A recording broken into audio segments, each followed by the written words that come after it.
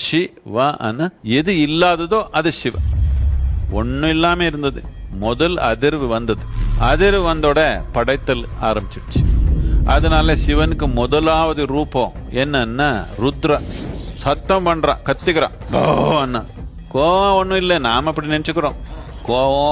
கோவம் இல்லாதது எல்லாமே மனிதனுடைய மனத்துல தான். சத்தம் அமைதியா ஒன்னும் இல்லாம இருந்து சத்தம் வந்தோட அதிர்வு வந்தோட படைத்தல். சும்மா ஒரு ஆர்ப்பாட்டமான ஒரு சத்தத்துல இருந்து பலவிதமான சத்தங்கள் வந்துருச்சு. அப்படின்னா பலவிதமான அதிர்வுகள் வந்துருச்சு. பலவிதமான அதிர்வுகள் வந்துருச்சுன்னா பலவிதமான உருவங்கள் வந்துருச்சு. இதுதான் படைத்தல். இதனால படைத்தலுக்கு சத்தத்துக்கு ரொம்ப அடிப்படையான ஒரு தொடர்பு இருக்குது.